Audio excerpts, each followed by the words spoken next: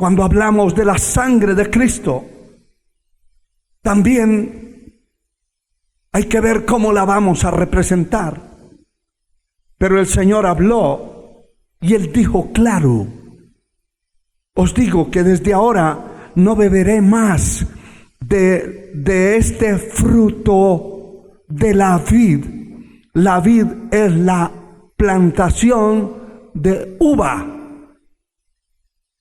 De allí salen el vino, el verdadero vino, no un vino fermentado. Gloria al Señor.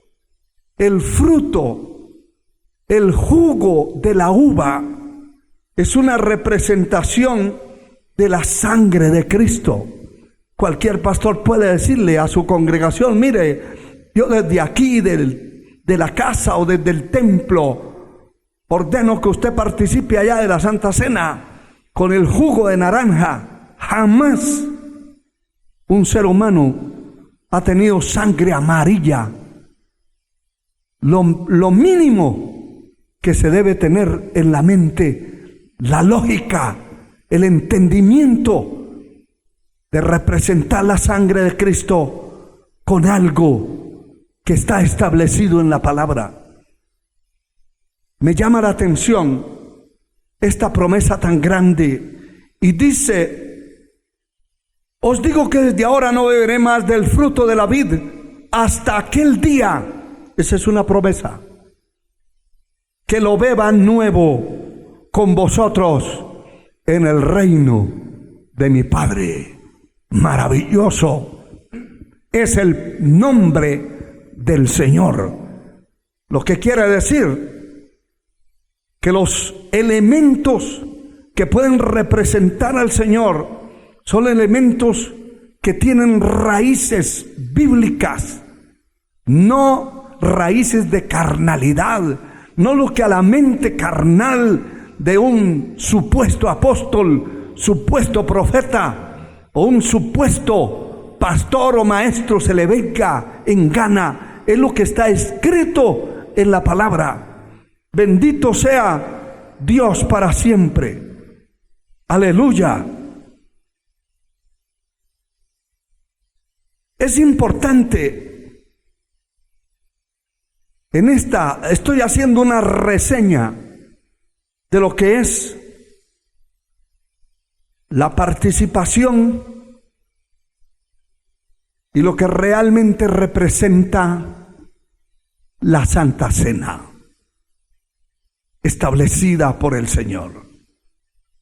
Pero hay una referencia muy antigua, de miles de años atrás, y es la ofrenda que llevó Caín y que llevó Abel delante de la presencia de Dios. Porque hay algo importante que quiero decirle de esto. El capítulo 4 del libro de Génesis dice el versículo 3: aconteció andando el tiempo que Caín trajo del fruto de la tierra una ofrenda a Jehová. Y Abel trajo también de los primogénitos de sus ovejas, de lo más gordo de ellas, y miró con agrado a Abel y a su ofrenda. Pero no miró con agrado a Caín y a su ofrenda, a la ofrenda suya. Y se ensañó Caín en gran manera, y decayó su semblante. Entonces Jehová dijo a Caín: ¿por qué te has ensañado? ¿Por qué te has decaído tu semblante? Si bien hicieres, ¿no serás enaltecido? Quiero decirle algo, que a todas luces aquí se mira una cosa importante, relevante, y es que Dios es soberano, es el Rey de los reyes, Señor de los señores. Y haciendo un paréntesis de lo que estoy diciendo, en tiempos del profeta Isaías, el profeta Jeremías, el profeta Joel, varios de los profetas hablaron de esa manera en que se presentaba. El profeta Malaquías también lo dice, de cómo se presentaban las ofrendas ante Dios. Y el Señor en varias ocasiones ilustró algo semejante a lo que voy a decir. Si usted toma un cordero ciego, cojo, lleno de enfermedades, y lo lleva a regalárselo a su rey, ¿será que su rey se lo acepta? ¿Será que el rey, que es el príncipe de una nación, aceptará ese regalo? Y el Señor mismo dice, no lo aceptará. ¿Quién estaba hablando? El Rey de Reyes, Señor de señores, Dios de dioses, creador de todo, dueño de todo. ¿Qué es lo que quiere decir? Que si yo voy a dar algo para su obra, a hacer algo por su causa, o voy a representar algo tan extraordinariamente grande, sublime, glorioso, como es la sangre de Cristo, como es el cuerpo del Señor, lo voy a representar con cualquier cosa que me dé la gana, pues sencillamente pasará como le pasó a Caín. Él llevó su ofrenda, pero no era acorde a lo que Dios esperaba que llevara. ¿Qué esperaba que llevara? Algo que representara la redención, algo que representara al Cordero eterno. Todos los sacrificios que se hicieron en el Antiguo Testamento, millones de corderos, ovejas, toros, fueron muertos y la sangre era esparcida al pueblo para quitar el pecado. Solamente apaciguaba, solamente detenía la ira de Dios, pero el pecado seguía allí. Hasta que llegó el cumplimiento del tiempo y Dios envió a su Hijo, nacido de mujer, hecho hombre aquí en la tierra. Como Juan el Bautista, allí en la ribera del Jordán, ve que venía Jesús de Nazaret y levantó la voz y dijo: he aquí el Cordero de Dios que quita el pecado del mundo. Él lo identifica como un cordero, y de eso el libro de Hebreos está lleno de referencias a ese cordero, a esa sangre, a ese sacrificio. Muchos libros, referencias bíblicas, proféticas, como 800 años antes de nacer Jesús, ya el profeta Isaías lo había visto como un cordero, y él dice: como cordero mudo fue llevado al matadero, delante de los trasquiladores enmudeció y no abrió su boca. Él era el cordero. Por eso cuando Abel, por revelación divina, porque estas cosas no se pueden hacer en la carne, no salen de la carne. Mire, si usted va a hacer algo para Dios, hágalo en el Espíritu. La carne no produce sino carne, y los que viven según la carne no pueden agradar a Dios. ¿Sabe que Abel, por revelación divina, Me llama la atención que dice que Abel trajo de los primogénitos, y era uno solo, de los primogénitos de sus ovejas, de lo más gordo, escogido. Ese cordero que Abel lleva como ofrenda para presentarlo a Dios, era escogido de los primogénitos. Y eso también tenía una línea profética. Una línea profética. Alabado sea el Señor. El unigénito Hijo del Padre, lleno de gracia, dice Juan, y vimos su gloria.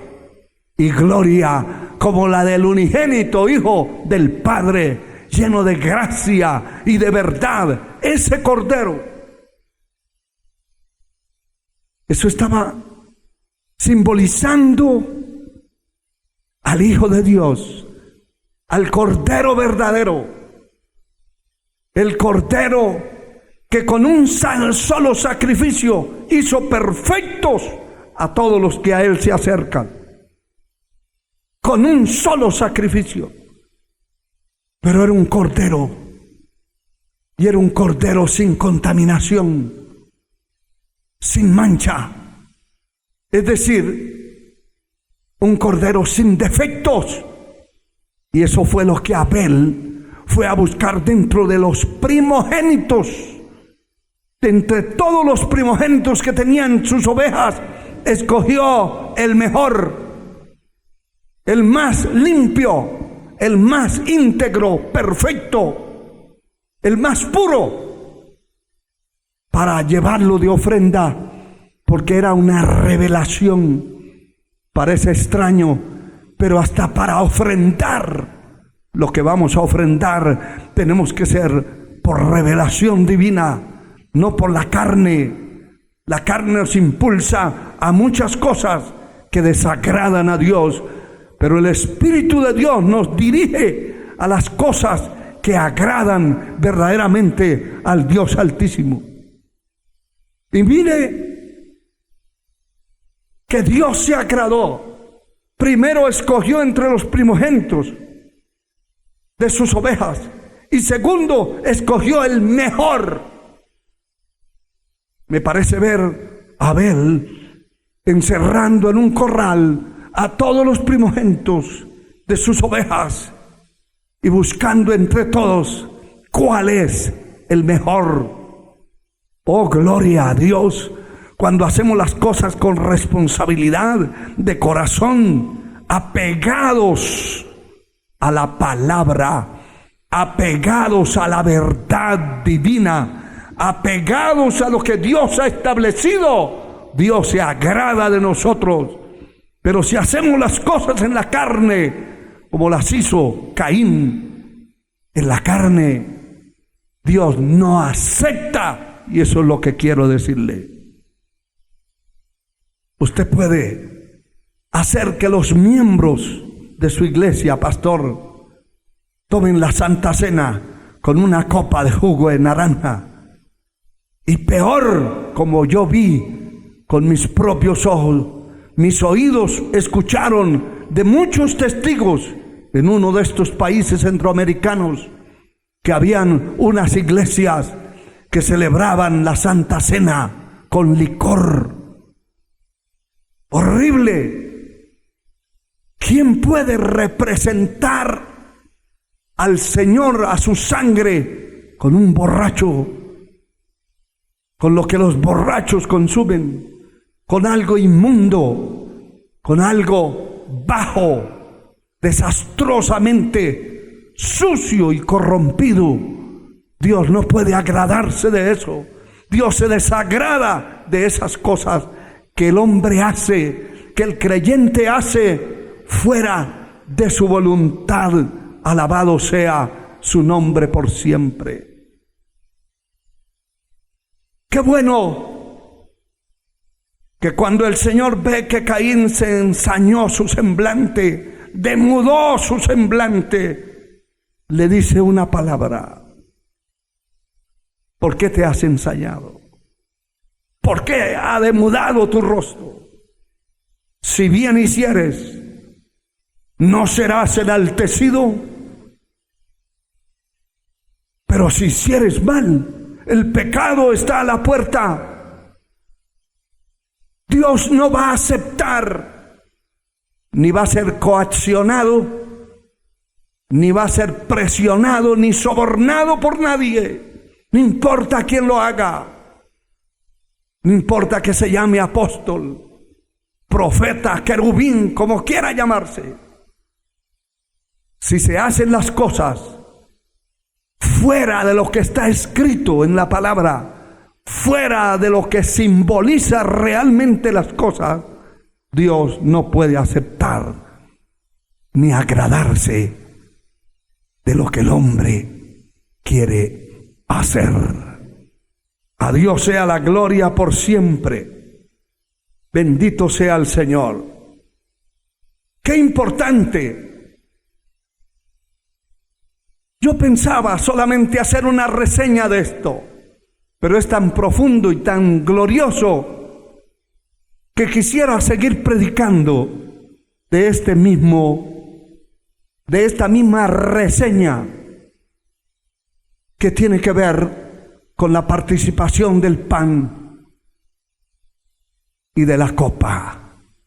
No simbolice, no represente el cuerpo del Señor con cualquier cosa de la tierra. Métase a leer la palabra y busque cómo lo va a representar en la participación de la Santa Cena. No represente la sangre de Cristo con cualquier cosa. Represéntela bíblicamente como es. Que Dios le siga ayudando por esto y le dé entendimiento a cada uno. Cada uno de nosotros tenemos que probarnos a nosotros mismos y probarle. Yo debo probarme a mí mismo. ¿Qué me debo probar? Debo probar si la verdad está en mí o no está la verdad. Usted debe probar, cualquiera que sirva a Dios y que quiera llegar al cielo, que no sea un hipócrita falso, que no sea un intruso dentro de la fe de la iglesia del Señor, que no sea un intruso dentro de este remanente escogido. Debe probarse a sí mismo y probarnos a nosotros mismos si estamos en la verdad. Nadie debiera hacernos señalamientos. Debemos ser sinceros con nosotros mismos. Vamos a encontrar, si somos sinceros, a encontrar dentro de nosotros lo que debemos corregir, lo que debemos dejar, lo que debemos botar. Vamos a encontrar lo que está estorbando, lo que debemos quitar cuando vamos al altar, allí en las rodillas, al frente o dentro del altar, cerca del altar, podemos entender que debemos dejar, lo que debemos sacar del corazón, lo que debemos excluir de nosotros, lo que debemos botar, lo que no sirve, la basura que está dentro del corazón. Cada uno debe probarse a sí mismo. La palabra dice en 2 Corintios capítulo 13 verso 5 lo siguiente: examinaos a vosotros mismos si estáis en la fe. Probaos a vosotros mismos ¿No os conocéis a vosotros mismos? Jesucristo está en vosotros, a menos que estéis reprobados. Cuando la persona está reprobada,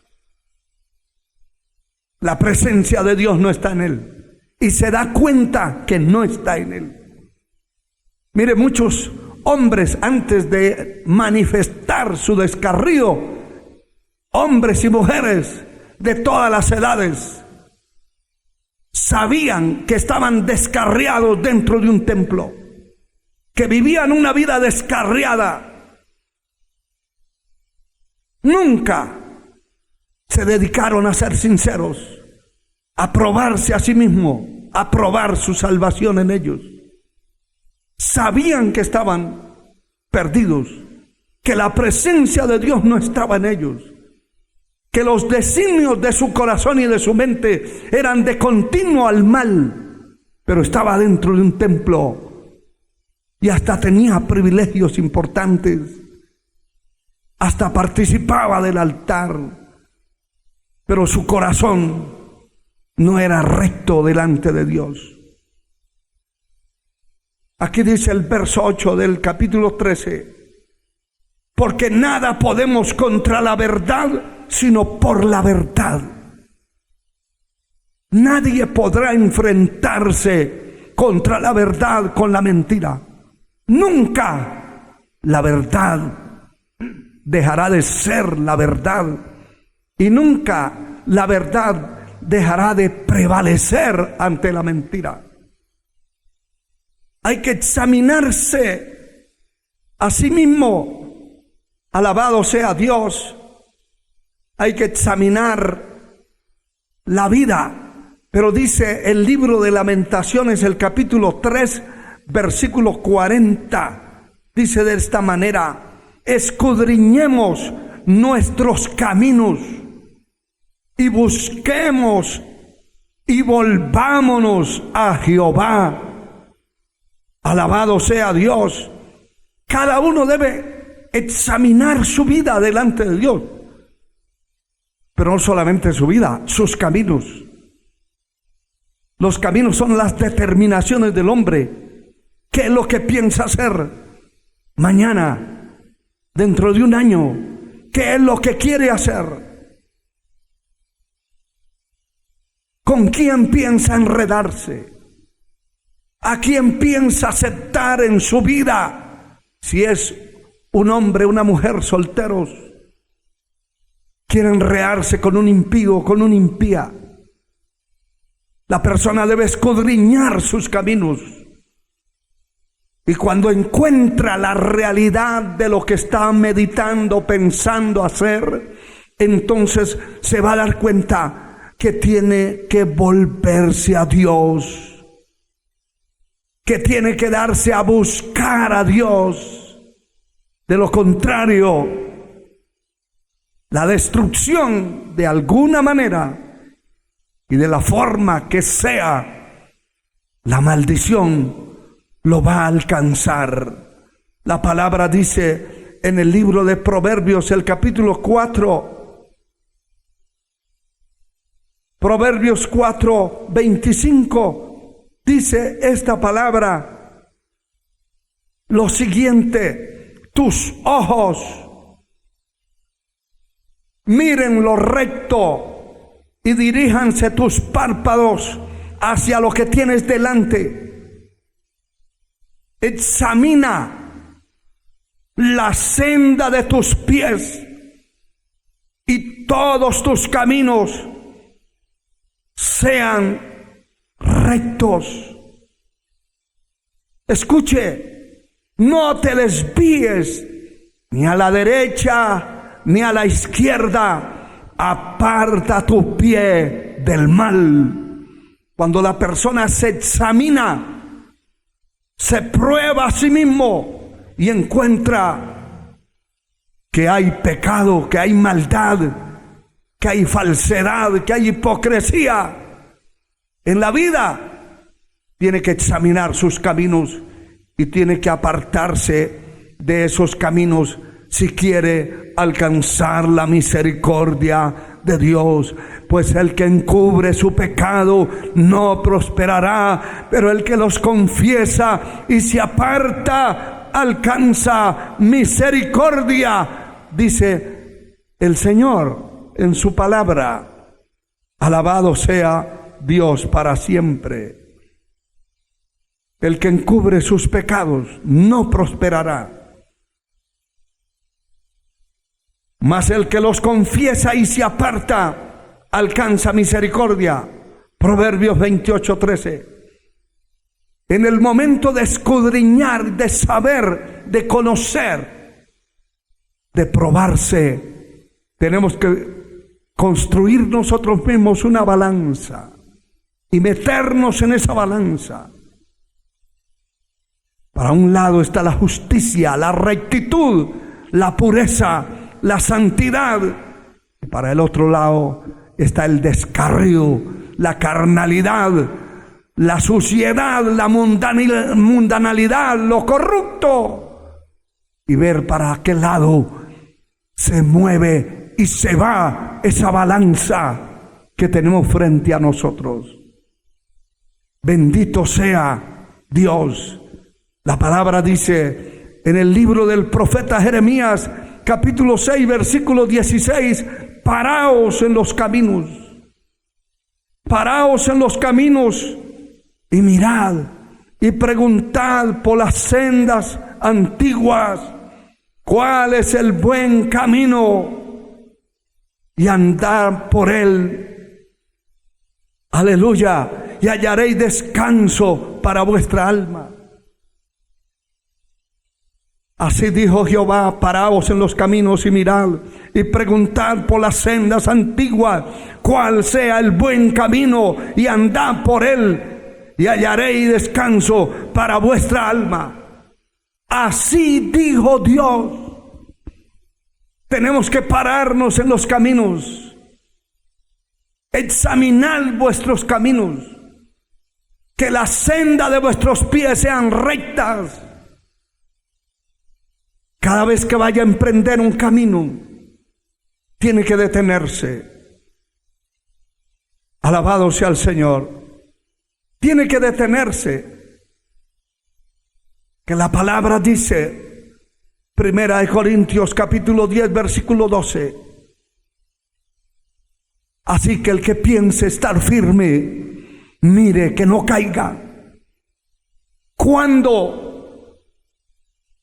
podemos librarnos de la caída, librarnos de las garras del enemigo de Dios, que anda cual un rugiente alrededor nuestro, buscando a quien devorar? ¿Cuándo podemos librarnos? Cuando nos paramos en los caminos.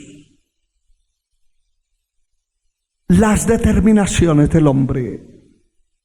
Cuando vamos a determinar y hacer cosas determinantes,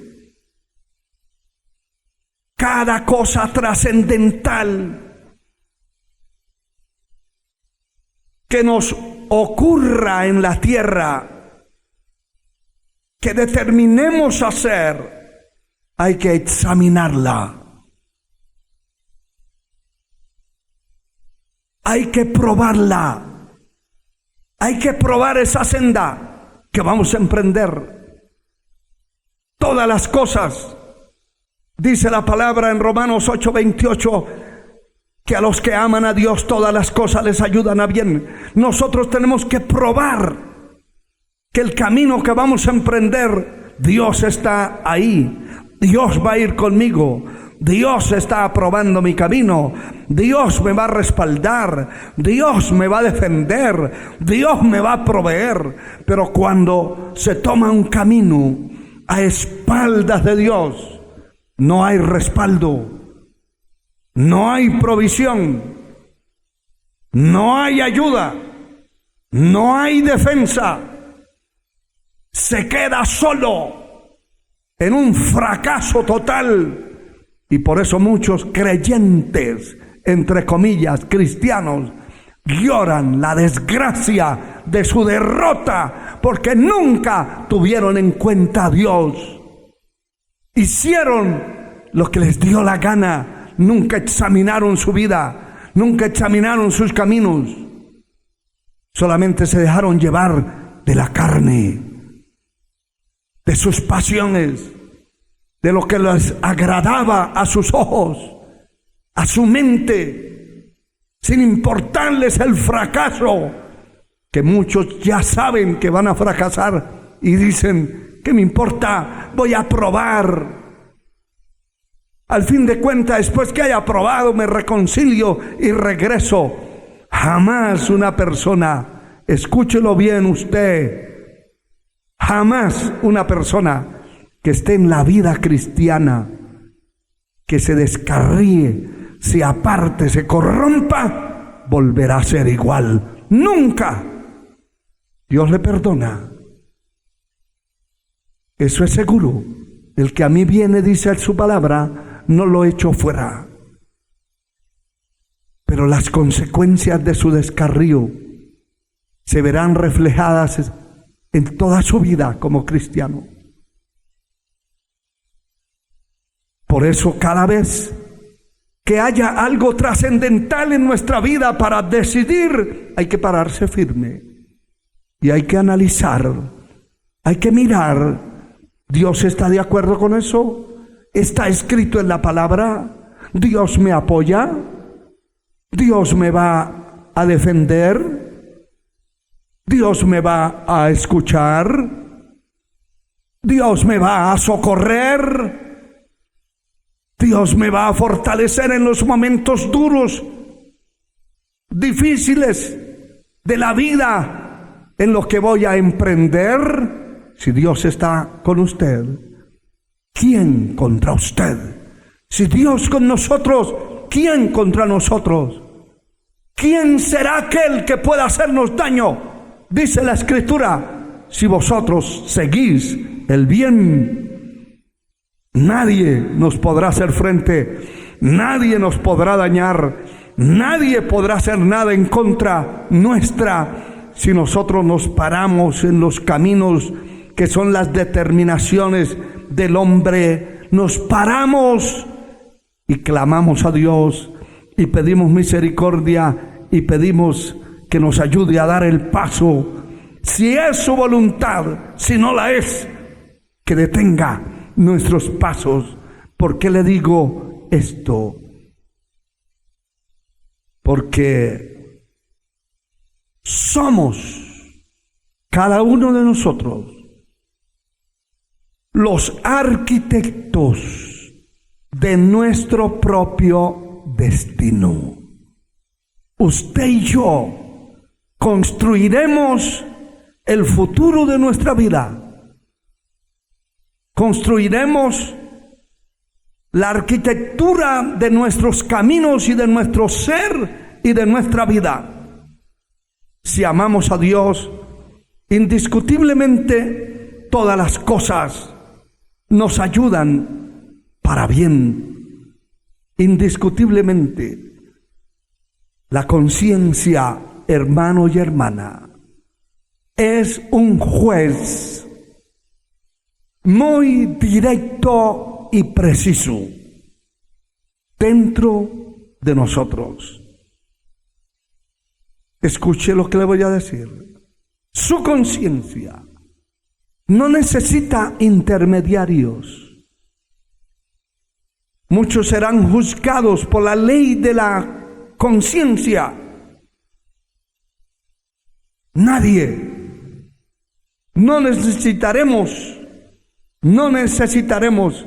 definitivamente quien nos diga lo que tenemos que hacer. Hay una conciencia. Si usted busca a Dios, si sirve a Dios, si vive cerca de Dios, tiene un Espíritu Santo que lo dirige, que lo guía, que le guía a su espíritu, que lo lleva de la mano. Termino con esto. La palabra dice claramente en la segunda carta del apóstol Pablo a Timoteo 2:15: procura con diligencia presentarte a Dios aprobado, como obrero que no tiene de qué avergonzarse, que usa bien la palabra de verdad. Procure con esa diligencia, con esa fuerza, con ese anhelo profundo de agradar a Dios, presentarse ante Él aprobado, después de sincerar su vida, después de ser sincero consigo mismo, puede decirle al Señor: aquí está mi alma, aquí está mi espíritu, aquí está mi ser. No tengo nada de qué avergonzarme del camino. Qué maravilloso que podamos caminar por muchos años y que miremos para atrás y no tengamos nada de qué avergonzarnos, que no nos acordemos que le robamos a tal o cual persona, que estafamos al otro, que haya una conciencia que nos dice: hiciste el bien, compartiste lo que tenías en tus manos con otros necesitados, con otras personas que esperaban tu ayuda. Que puedas ver para atrás y puedas decir: he hecho, como Pablo dijo, he peleado la buena batalla de la fe, he acabado la carrera con gozo. Por lo demás, me está guardada la corona, la cual me dará el Señor juez justo en aquel día. Esa corona, no solo a mí, sino a todos los que aman y esperan tu venida. Qué precioso, qué maravilloso que pueda decir: me está esperando una corona, un premio. No tengo de qué avergonzarme. Que Dios nos ayude, que Dios nos bendiga. Y quiero que usted incline su cabeza. Y si usted no tiene a Cristo en el corazón y está ahí frente a la pantalla de la televisión y me está viendo o está escuchando a través del audio, usted que está descarriado, perdido, sabe que estar descarriado no es que tenga nada en contra de los descarriados, pero bíblicamente, como ministro del Evangelio, sé que una persona descarriada es doblemente culpable de las cosas. Está peor que un pecador que nunca ha oído el mensaje de Dios. Pero hoy hay misericordia para usted. ¿Quiere recibir a Cristo como Salvador de su alma? Hoy hay misericordia para tu vida.